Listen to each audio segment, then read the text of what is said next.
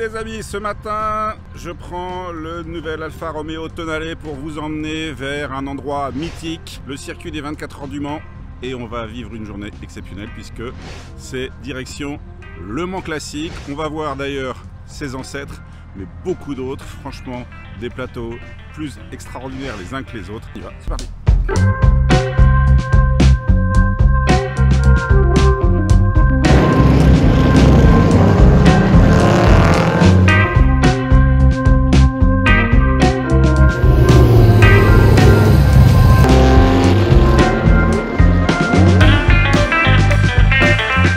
Ce qui est génial au Le Mans classique, c'est que en fait, il se passe quelque chose partout. Il n'y a pas que le circuit.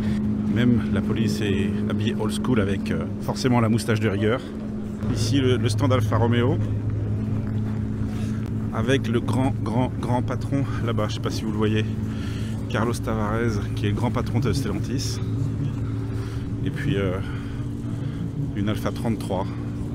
Ça c'est pareil, c'est ultra mythique. Elle va rouler tout à l'heure, je vais essayer de la choper. La petite balade dans les stands. Alors là c'est vraiment qu'une toute petite partie, hein. Ici on a que des DB, des Panhard. Tout ça sont des voitures françaises, si vous ne connaissez pas, qui ont fait les 24 heures, hein. Je vous montre ça d'un peu plus près.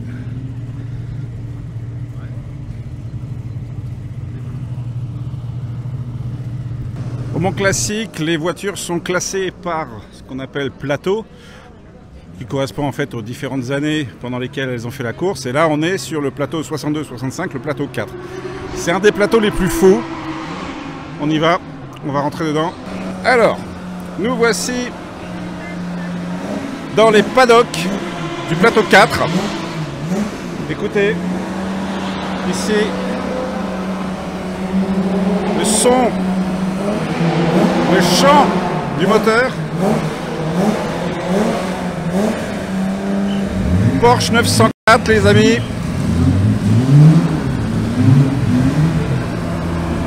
Ici on ne sait plus où donner de la tête. Regardez. Jaguar Type C. Encore une Jaguar Type C. Quelque chose que vous n'avez pas, c'est l'odeur d'essence, mais l'odeur d'essence à l'ancienne. Et ça, je vous dis franchement, c'est génial. Des Jaguar Type E.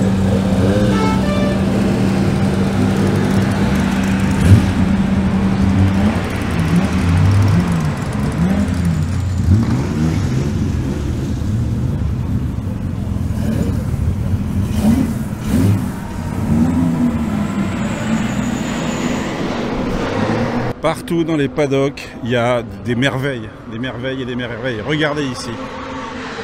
Ford GT40, mais attention, Roadster. J'ai pas le nombre de modèles exacts qu'il y a eu, mais je pense qu'on est proche du 1. Et à côté, une rareté, et donc deux raretés. Regardez, des Cobra Daytona. Si mes souvenirs sont bons, il n'y en a que 6 au monde, les copains. 6. Vous imaginez que ça, c'est plus rare qu'une Ferrari 250 GTO. Et elles ont été conçues d'ailleurs à l'époque pour les battre. Si vous venez au Mans classique, un conseil, hein, prenez ce qu'on appelle le supplément paddock. Et ça vous permettra d'accéder comme moi ici partout. Et allez, on va aller se faire plaisir. On va aller voir une GT40. Les préparations de la course. Je l'avais même pas vu à côté. Encore une Cobra Daytona.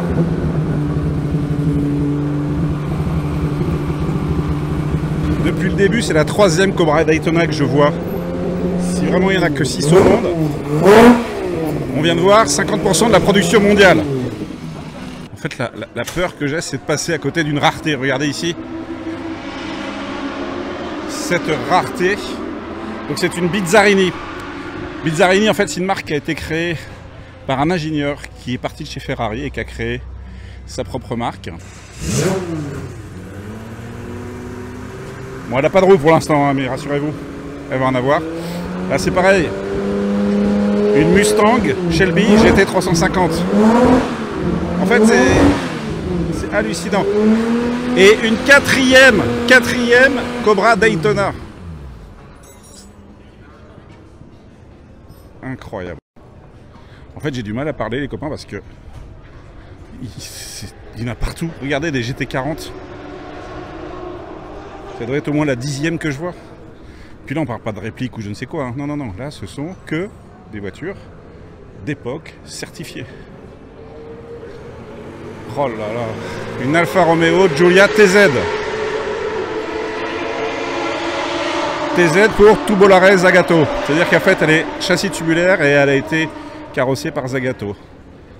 GT40. GT40. Et on avance encore dans ce paddock. Ce paddock de fou. Et là, on a encore une Bizzarini. Dites-vous bien que voir un de ces modèles, en général, ça rend fou. Mais là, il y en a partout. Regarde, des Giulia TZ, donc encore une fois des Tubolare Zagato. Là, j'en ai 4 d'affilée. Voilà, 4. Je commence ma journée, mais je sens que ça va être vraiment une bonne journée. Parce qu'en plus, toutes ces voitures, eh bien, elles vont rouler. Elles vont rouler sur le circuit et on va avoir le plaisir de les voir.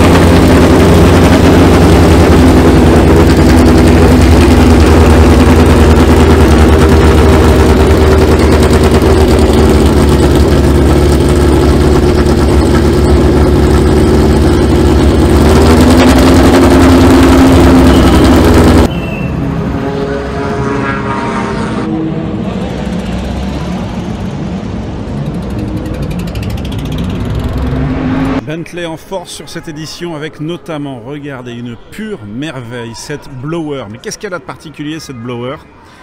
Elle est en fait neuve. Et ouais, en fait, Bentley a refabriqué quelques blowers, déjà toutes vendues, hein, je ne vous donne même pas le prix, ça se chiffre en plusieurs millions d'euros.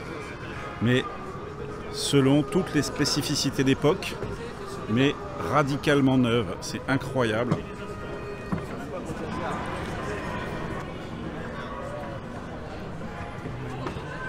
Une blower neuve, c'est absolument incroyable. Regardez, chaque détail.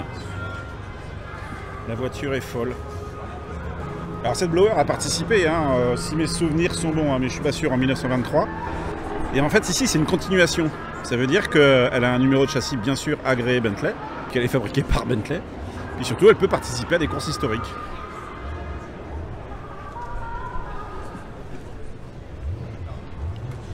Elle sent le neuf.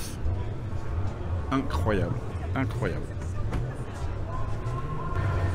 Pour rester dans le domaine des raretés, la Bentley Bacalar, seulement 12 exemplaires construits par le département Mulliner. Regardez le petit détail là, du B qui semble posé ici. Celle-là, vous la croiserez pas souvent. Encore une fois, il n'y en a que 12 dans le monde, évidemment, toutes vendues. On avait fait une vidéo sur cette Bacalar, rappelez-vous. Je vous laisse aller la chercher dans nos historiques. Elle était jaune. Et là, en vert, en British Racing Green, elle est juste terrible.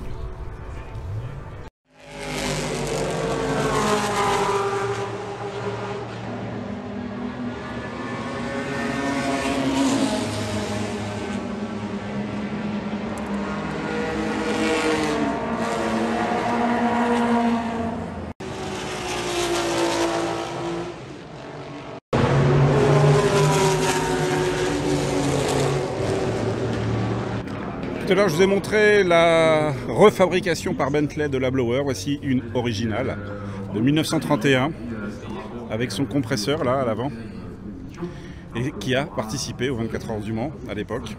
Imaginez quand même le courage qu'il fallait pour emmener ça. Une 8C de 1932. Regardez-moi cette beauté. Ici des Bugatti de course, il y en a partout. Type 35, moi ce que j'aime bien, regardez celle-là. C'est qu'elle est dans son jus, elle sent la course. Vous entendez l'ambiance? Ben en fait c'est ça, le Mans classique. Pendant une journée, enfin, un week-end pardon, eh bien il y a le son, il y a aussi l'odeur de l'huile. Une vraie fête de l'automobile classique. Allez, on continue ici avec une type 37, une très rare type 51. Pareil, regardez, complètement dans son jus. Encore une fois ici, ça sent la course, hein. C'est pas forcément que des modèles de musée. Elle roule, elle tourne. Type 35. On avance dans ce paddock Bugatti. Type 51. Encore une type 35. J'adore l'état des voitures. Il y a de la rouille, il y a de la saleté. C'est génial. Elles sentent la course.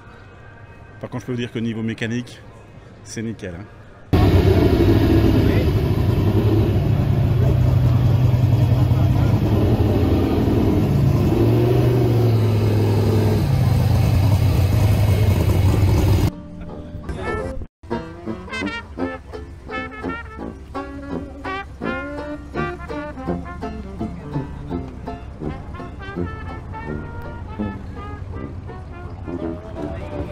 Ils sont sympas au Mans classique, ils nous donnent des indications. Plateau 6, 1972 à 1981. Allez, on y va, je vous emmène.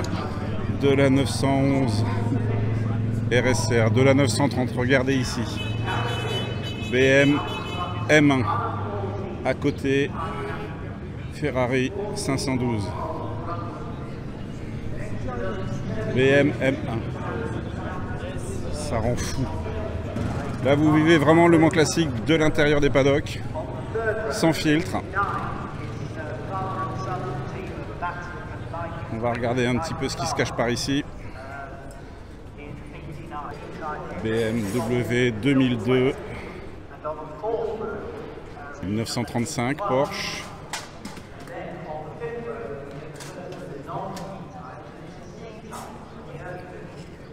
« 512 Ferrari. » BB LM, LM bien sûr pour Le Mans. Il y en a une, deux, trois, tant qu'à faire. Pourquoi en emmener qu'une quand on peut en emmener trois? Alors bien sûr, un Porsche est présent en nombre dans tous les paddocks, parce que Porsche a eu une très grosse présence au Mans. Ah, bonjour. Allez, on continue sur ce plateau. Ferrari 365 GTB, groupe 4. Ah, une BM 3 litres CSL. Celle-ci fait partie de mes préférées. Des Lola. Ce qui est pratique, c'est que quand on a à travailler dessus, on enlève carrément la carrosserie. Ce qui permet d'accéder à tous les éléments mécaniques. C'est des voitures de course, hein, donc c'est fait pour être réparé rapidement. Tiens, on va jeter un œil ici. Et ça rigole pas, hein. Une vraie préparation course pour toutes ces voitures qui sont des voitures de collection. Hein. Je vous raconte pas les prix. Certaines se chiffrent en dizaines de millions d'euros, mais en fait, on s'en fout, on n'est pas là pour ça. Bon, quand même un petit coup de cœur pour cette 911 Porsche RSR de 74. aux couleurs du Martini Racing. Ah, j'ai pas vu de Porsche 917 d'ailleurs. Il faudra qu'on aille en chercher. Là, on arrive vers des raretés américaines. Et notamment, regardez celle-là.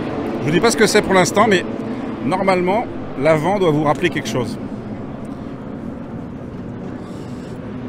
Ça vous rappelle rien? Attendez, on va regarder de côté.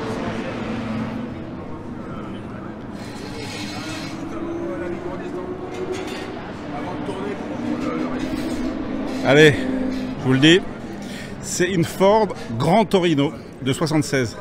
Rappelez-vous la Grand Torino, on l'a connue dans une série. Et ouais, c'est la même voiture que Starsky Hutch, mais version Le Mans. Bon, il lui manque la bande blanche, mais logiquement, vous devez bien reconnaître l'avant. Et juste à côté, cette Chevrolet Camaro. Une Dodge Charger.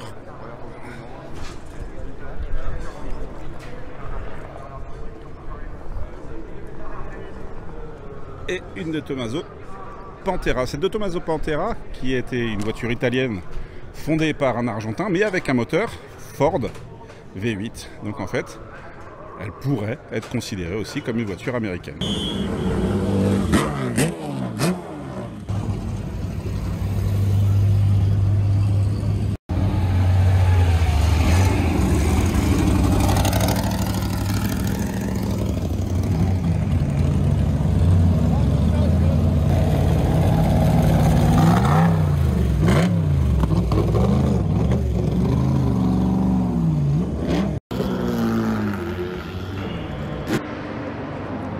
Rareté parmi les raretés, Ferrari 250 GTO. Alors ouais, elle ressemble pas au GTO qu'on a l'habitude de voir, enfin l'habitude, parce que c'est une GTO de 64. Il y en a très très peu. Encore une fois, j'ai pas le chiffre en tête. Mais regardez en fait, de profil, elle est un poil différente de celle de 62, notamment sur l'arrière. Mais on reconnaît quand même quelques traits caractéristiques, comme ici les aérations, la face avant, et juste à côté, c'est pareil, encore une autre rareté, Ferrari 250 LM.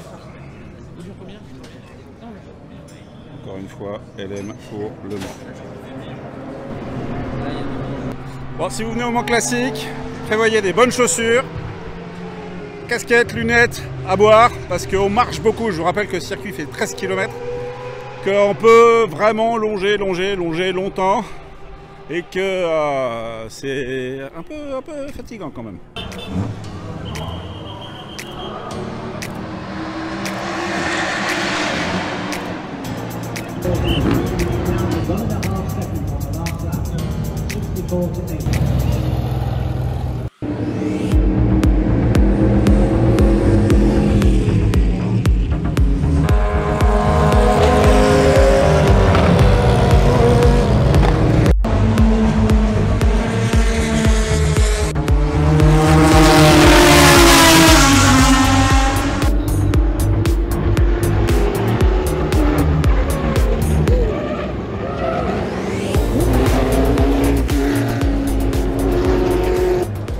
Voilà dans les paddocks du plateau 2, les voitures qui ont couru entre 1949 et 1956. Qu'est-ce qu'on va trouver comme petite pépite? Eh bien, commençons tranquillement avec cette Lancia Aurelia de 1953. Oh, une jolie Peugeot. Alors, une 203. Allez, on passe du côté des italiennes. Regardez, une Fiat. Une Fiat 8V. Ici, une rarissime Ferrari 250 MM avec son V12. Elle est de 1953. J'aime beaucoup. Regardez comment ils ont intégré un essuie-glace supplémentaire. J'aimerais bien le voir fonctionner. Magnifique coloris pour cette Maserati 300S de 1955.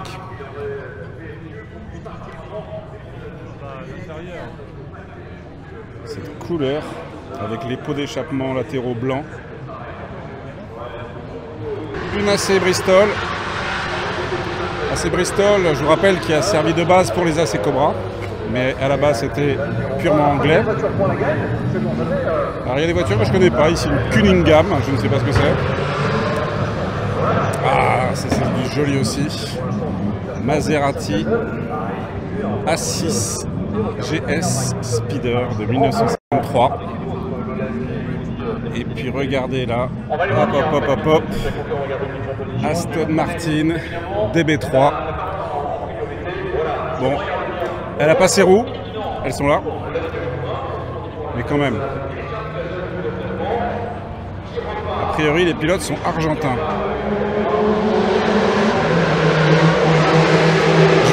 Je vais arrêter de vous dire que c'est rarissime, parce qu'en fait ici tout est rarissime.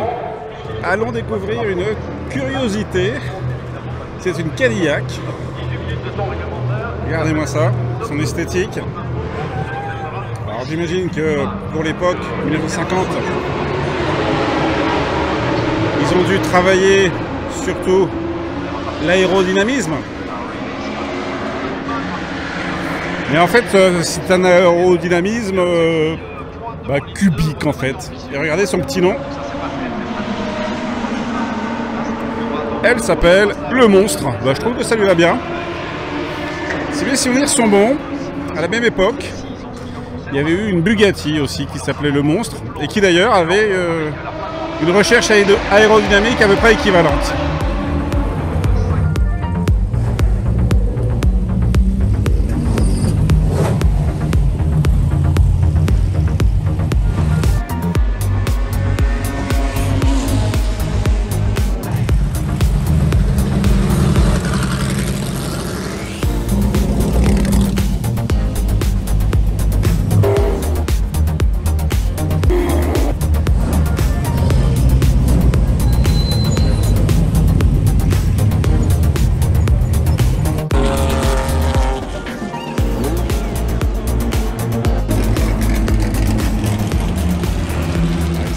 Ces Anglais.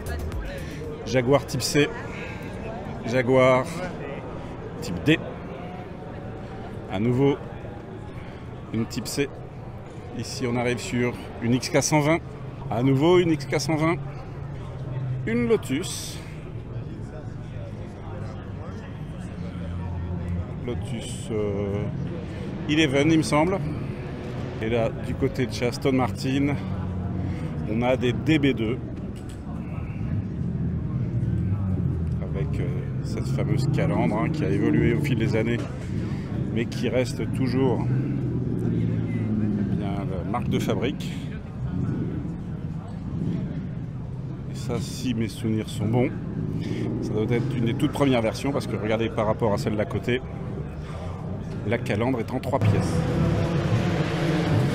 Ferrari expose également, et notamment cette BB 512 LM ou 512 BBLM Nart, qui est en fait l'écurie nord-américaine, North American Racing Team. Donc autant vous dire ici un vrai morceau d'histoire.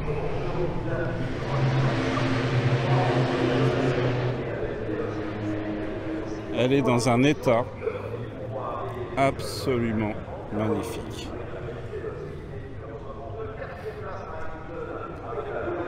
Et de l'autre côté, une Daytona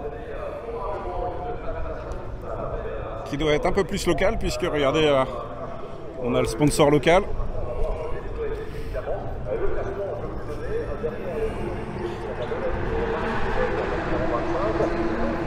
Et Ferrari en profite aussi pour nous présenter ces deux nouveaux modèles, la 296 et la Roma.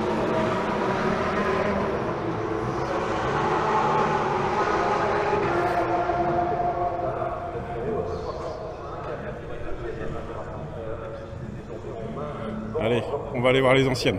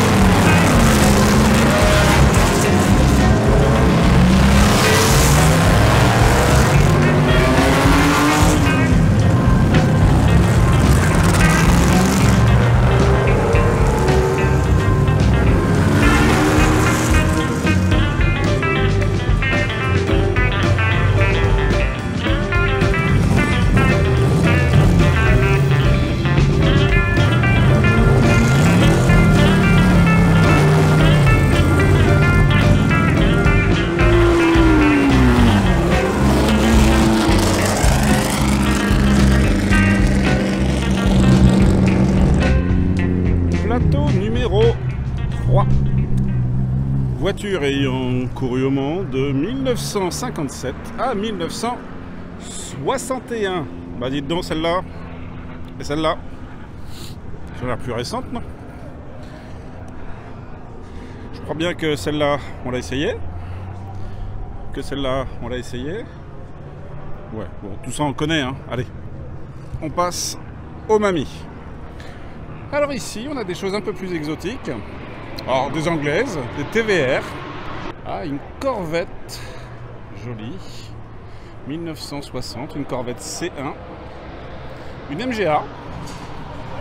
Triomphe. Encore ici une Lotus. Lotus Eleven. Ah, attention, on arrive sur une des plus belles voitures qui ait jamais été dessinée. Alors c'est mon avis, hein, ça n'engage que moi. Mais pour moi, la Ferrari 250 GT châssis court 62 ici, ça reste une des plus belles voitures ever.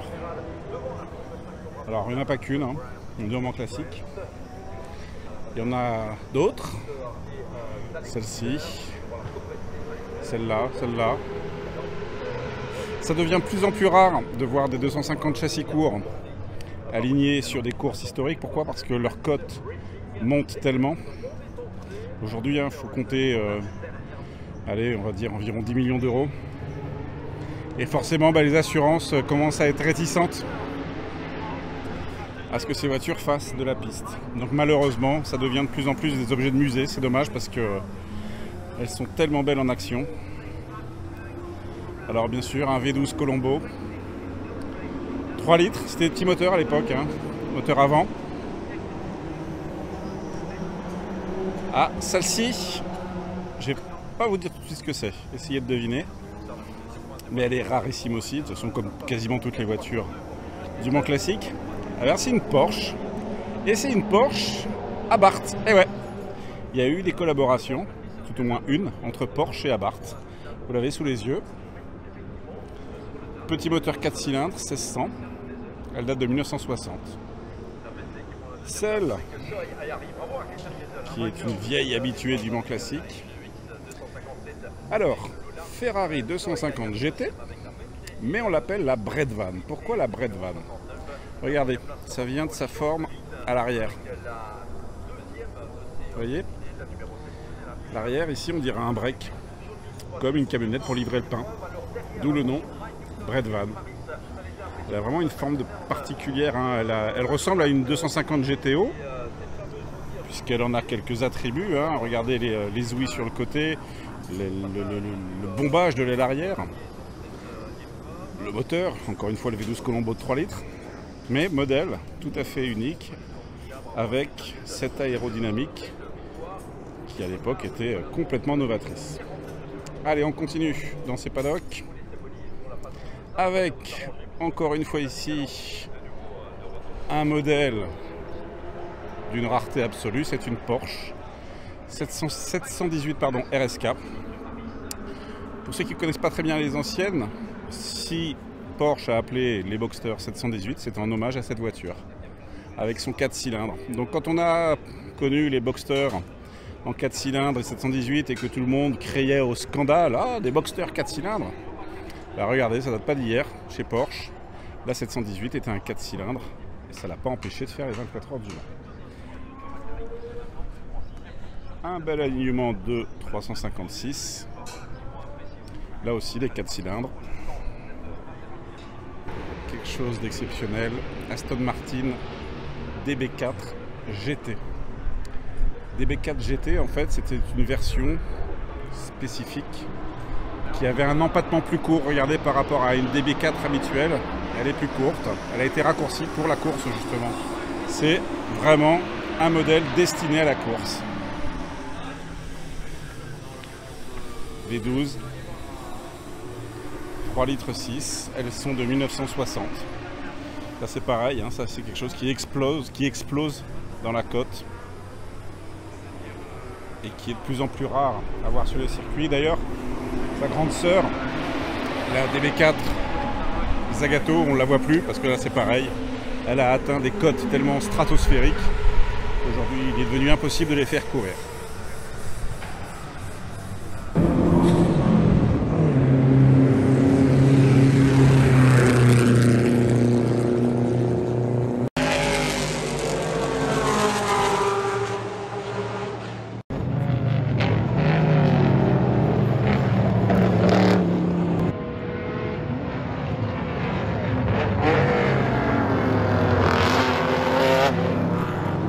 Malgré les apparences, on est sur le plateau 5, le plateau qui regroupe les voitures de 1966 à 1971, la plus belle année qui soit. J'ai pas d'autre chose à dire. Alors on y va. On a ici de la Lola. Est-ce que vous saviez d'ailleurs que les Lola, notamment les T70, avaient été des bases de test pour le développement de la Ford GT40? Et ben voilà, moi non plus, je le savais pas, je l'ai appris. Une Porsche 906. En fait, 3 Porsche 906.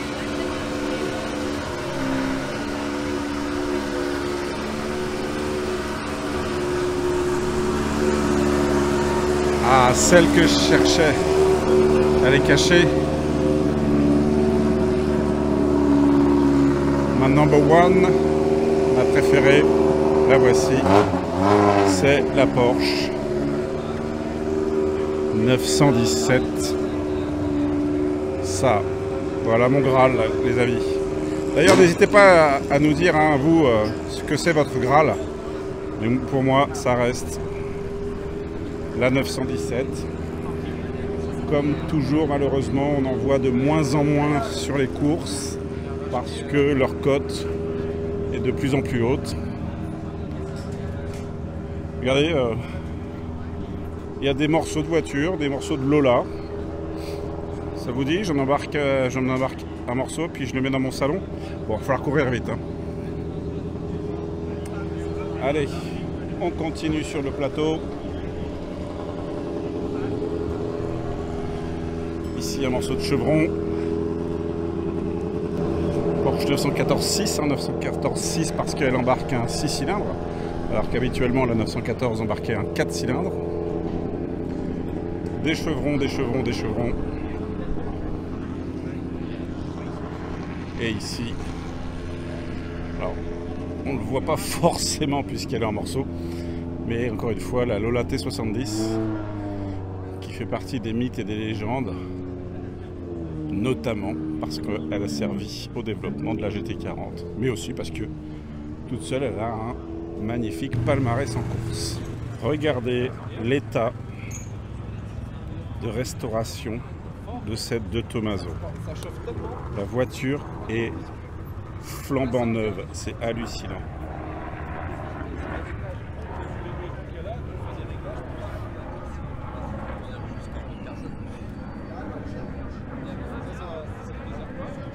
Avec son V8 Chevrolet.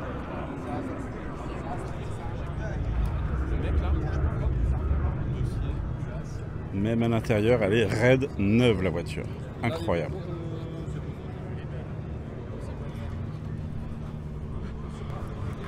Suite du plateau 5. Lola T70. Et ici, Ferrari 312P. Je vais essayer de l'approcher. Il a du succès.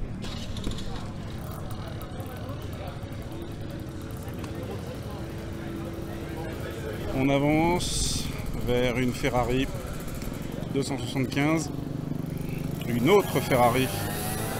Cette fois-ci, une Daytona 365 GTB.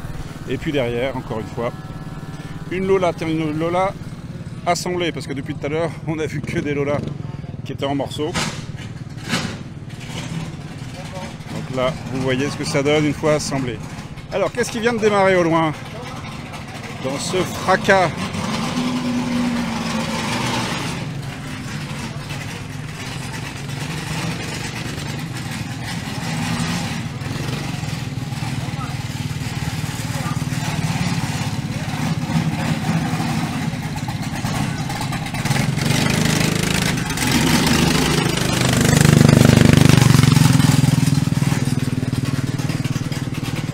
bien, c'est une Ford GT40, et ouais. Parce que regardez là, l'alignement de Ford GT40 est dingue, dingue encore.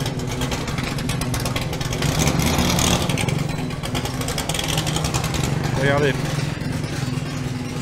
1, 2, 3, 4. Elle n'est pas là, mais elle est derrière moi. 5, 6, 7,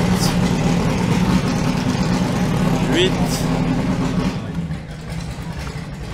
9, 10. Rien qu'ici, il y a 10 Ford GT40. Quand on voit une GT40, on se dit waouh, une GT40. Quand tu vois une vraie GT40, tu dis waouh là là, GT40. Mais là, 10, qu'est-ce qu'on dit?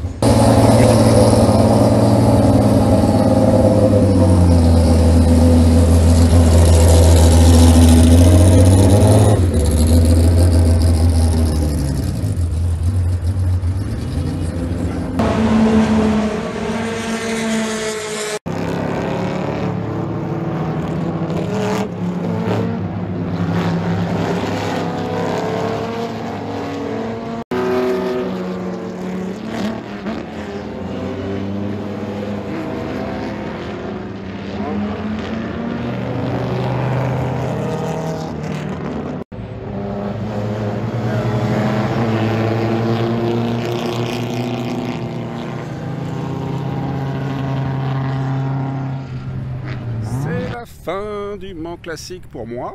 Je suis resté une journée, je suis arrivé à 8 h, plus de 22 heures, journée très intense, j'ai beaucoup marché, je suis fatigué et j'ai pas eu le temps de tout faire en fait. J'ai fait l'enceinte générale, les paddocks, mais j'ai pas fait les parkings, bref il y a plein de trucs que j'ai pas fait en fait. Le Mans Classique, il faut y aller 2 jours minimum. Et puis je vous le dis, prenez l'accès paddock parce que c'est d'une telle richesse. C'est complètement fou, c'est démentiel. Vraiment, si vous êtes passionné de véhicules d'époque, de véhicules anciens, de véhicules de sport, de véhicules de luxe, bref, si vous avez de l'essence qui coule dans vos veines, eh ben, venez faire un tour au Mans Classique. Et puis moi là, eh bien, je vais repartir comme je suis arrivé, dans le confort de ma petite Alfa Romeo Tonale, qui va me ramener en toute sécurité. Je fais des rimes. Et puis ça va me permettre aussi de me reposer. Si vous avez des questions, vous nous les écrivez en dessous. Bien évidemment, je vous ai raconté plein de choses dans l'euphorie. J'ai pu dire des bêtises, ne m'en voulez pas. Corrigez-moi, c'est toujours bon à prendre. Et puis je vous dis à bientôt. N'oubliez pas le petit pouce. Et puis continuez à nous suivre dans nos aventures. Ciao les amis.